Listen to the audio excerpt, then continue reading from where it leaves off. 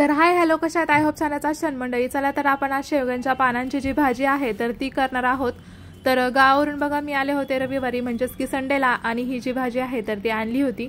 तर ती ठेवली होती फ्रीजमध्ये, आणि बऱ्यापैकी त्याचे जे थोडे थोडे पाने आहेत तर ती थोडी थोडी पिवळी पडलेली आहेत. तर ती पिवळी पाने न घेता बाजूची जी पानं आहेत तर ती आपण अशा पद्धतीने घेणार आहोत निवडून. तर बघा अशा पद्धतीने जे आहे तर फक्त आऱ्या आपल्याला ज्या आहेत तर ते ओढून घ्यायच्या आहेत, आणि जी कवळी पानं आहेत तर ती पटकन निघली जातात. तर अशा पद्धतीने आपल्याला सगळी पानं जी आहेत तर ती भाजीची घ्यायची आहे काढून. तर काढून घेतल्यानंतर आपल्याला स्वच्छ अशी घ्यायची आहे धुवून. तर त्याच्या ज्या शिरा म्हणूयात किंवा काड्या तर ते आपल्याला न घेता फक्त पालाच घ्यायचा आहे. तर ही जी भाजी आहे तर ती स्वच्छ अशी आपल्याला 2 ते 3 पाण्यात धुवून घ्यायची आहे. तर शेवग्यांच्या पानामध्ये vitamin A, B1, B2, B6, C आणि फोलेट असते. तर यात मॅग्नेशियम, कॅल्शियम, झिंक, आयर्न आणि फॉस्फरस देखील असतो. तर ही जी शेवग्यांच्या पानांची भाजी आहे तर ती हृदयरोग, कर्करोग, मूतखडा यावरती खूप सारी गुणकारी आहे. तर तुम्ही खाल्ली नसेल कधी तर ती आवर्जून खा.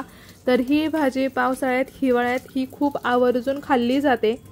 तर सांधिवाताला देखील खूप सारा जो फायदा आहे तर तो ह्या भाजीमुळे होतो. तर हिची रेसिपी जी आहे तर ती पूर्ण मी चॅनलवरती टाकलेली आहे. तुम्ही चॅनलवर नवीन असाल तर जरूर सबस्क्राईब करा आणि व्हिडिओ पूर्ण बघा. सो चला, तर आपण घेतलेले आहे आता कढई ठेवून, आणि त्यामध्ये टाकायचं आहे तेल. तर बघा तेल हे प्रत्येकाच्या अंदाजाने टाकायचं आहे, तुम्ही किती भाजी घेतली त्याच्यावरती.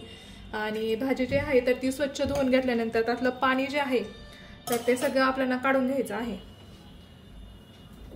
तर आपण ज्या पद्धतीने बाकीच्या भाज्या ज्या आहेत फोडणी देतो तर तशाच पद्धतीने आपण फोडणी देणार आहोत. तर फोडणीसाठी बघा इथे घेतलेला आहे एक मीडियम साईजचा टोमॅटो, मीडियम साईजचा कांदा, आणि मिरच्या तुम्ही तिखट किती खाता त्याच्यानुसार. आणि हा इथे घेतलेला आहे बारीक चॉप केलेला. तुम्ही याच्यापेक्षा बारीक सुद्धा चॉप करून घेऊ शकता, किंवा आपण खलबत्त्याचे जे टेचतो तर त्याने सुद्धा टेचून जे आहे तर ते लसूण घेऊ शकता. तर इथं सगळ्यात अगोदर लसूण जो आहे तर तो छानपैकी तेलात मी परतण्यासाठी टाकलेला आहे. तर आपल्याला आता थोडीशी जिरी, मोहरी जी आहे तर ती छान अशी तेलात तडतडून घ्यायची आहे आपल्याला. आणि त्यानंतर आपण ज्या पद्धतीने फोडणी देतो तर तशीच करायची आहे असं देखील म्हणायला काय हरकत नाही. आणि ही भाजी करताना जी आहे तर ती मुगाची डाळ 1 ते 1.5 तास जे आहे तर ते पाण्यात भिजत ठेवायची आहे, स्वच्छ अशी 2-3 वेळा धुवून. आणि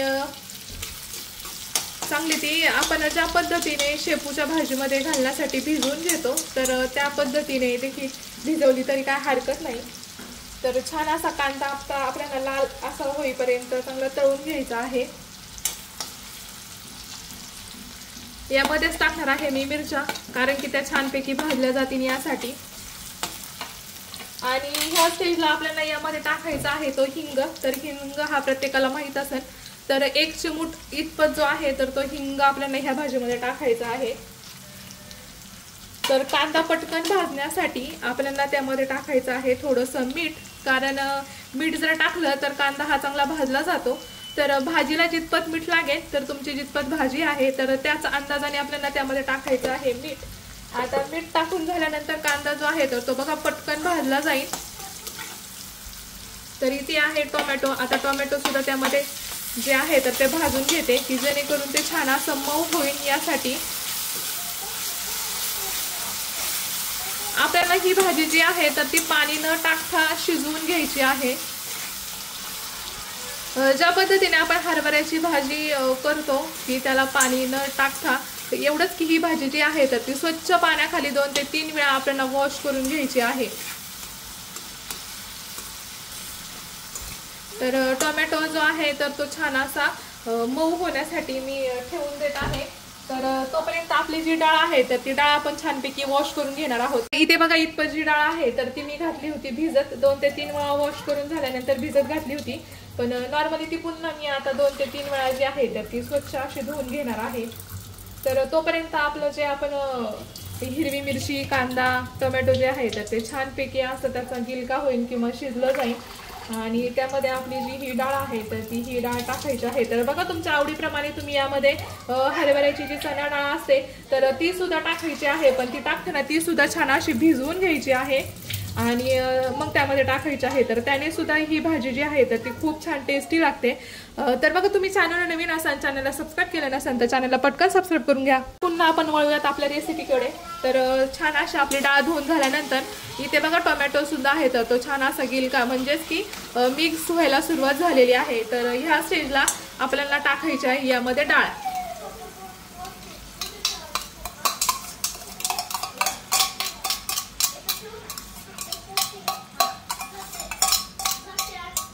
तर बघा छान अशी जी डाळ आहे तर ती मी यामध्ये टाकून घेतलेली आहे। तर डाळ शिजायला थोडासा वेळ लागतो भाजीपेक्षा, त्यामुळे डाळ जी आहे तर ती आपल्याला आधी यामध्ये टाकून घ्यायची आहे।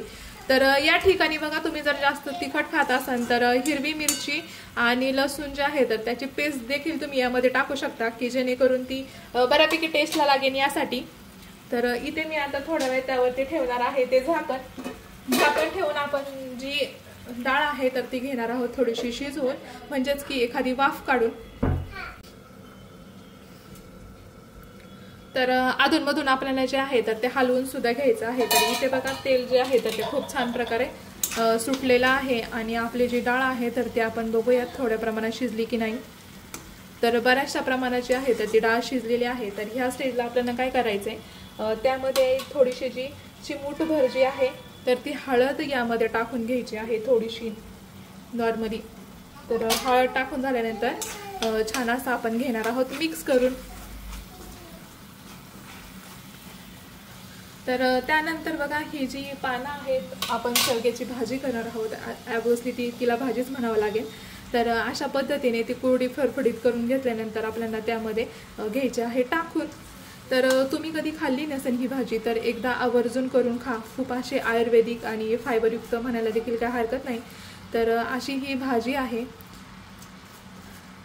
सो तुम्ही एकदा नक्की ट्राय करून बघा। तर अशा पद्धतीने सगळी जी भाजी आहे तर ती घेतलेली आहे मी आता त्यामध्ये टाकून, आणि आता आपण ती भाजी जी आहे तर ती छानपैकी अशी घेणार आहोत मिक्स करून। आणि मिक्स केल्यानंतर ही जी भाजी आहे तर ती आपल्याला नॉर्मली 10 ते 15 मिनिट जी आहे तर ती लो किंवा मीडियम फ्लेमवर आपल्याला घ्यायची आहे शिजवून। आणि यामध्ये एक्स्ट्राचं पाणी वगैरे जे आहे तर ते काही टाकायचं नाही।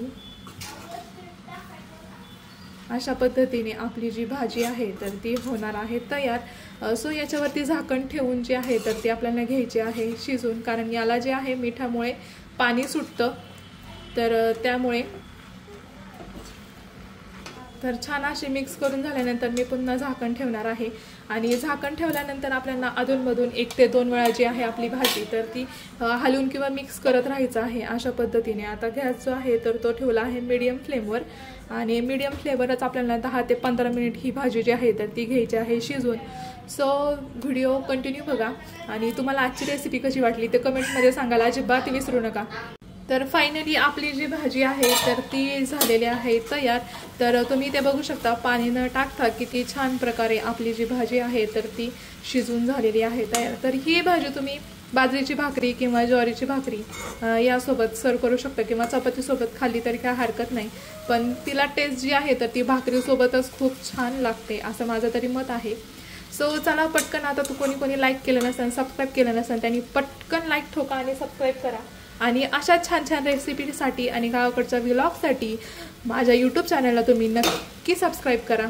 सो चला भेटूया पुन्हा एका नवीन व्लॉगमध्ये अशाच एका नवीन आगळ्या वेगळ्या रेसिपीसोबत। सो तोपर्यंत सगळ्यांना बाय बाय।